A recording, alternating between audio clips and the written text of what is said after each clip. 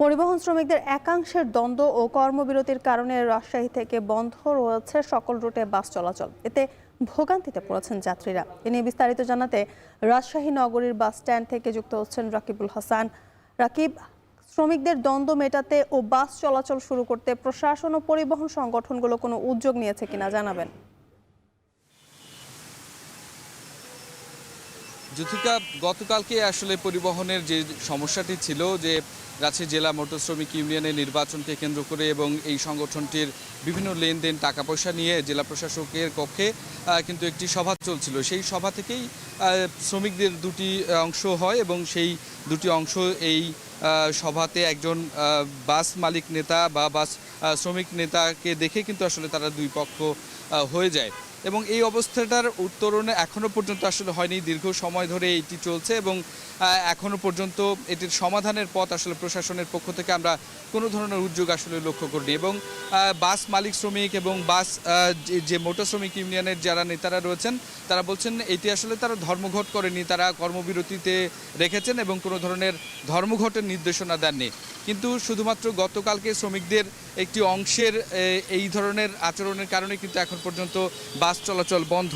শুধুমাত্র রাতে বাইরে থেকে যে সমস্ত বাসগুলো রাজশাহীতে আসবে এবং যেগুলো ছেড়ে যাবে সেগুলোর আসা নেওয়ার জন্যই কিন্তু আসলে শিথিলতা করা হয়েছিল। পরে আজকে সকাল 6টা থেকে বিভিন্ন রুটে বাস চলাচল কিন্তু বন্ধ রয়েছে। রাজশাহী শিরোইল বাস স্ট্যান্ডে আছে আমরা, এখান থেকে ঢাকা থেকে শুরু করে বিভিন্ন রুটে কিন্তু বাস ছেড়ে যায়।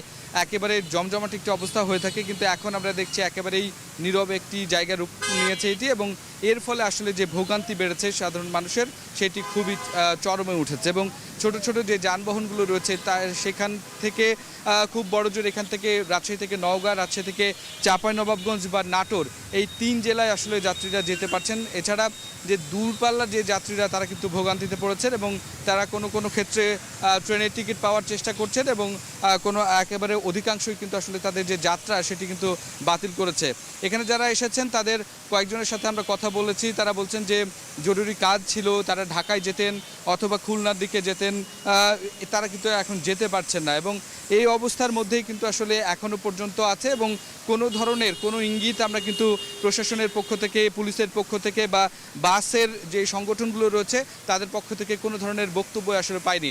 এখানে সাধারণ মানুষ যেই কথাটি বলছেন যে প্রশাসনের একরকম উদাসীনতা, প্রশাসনের এক ধরনের গাছাড়া ভাব এবং সেই কারণেই কিন্তু বারবার ছুত কারণেই কিন্তু এই মোটর শ্রমিকের যারা নেতাকর্মীরা আছেন বা সংগঠনগুলো আছে তারা এই ধরনের কর্মকাণ্ড করেন এবং এটি একটি গণদুর্ভোগে আসলে পরিণত হয়।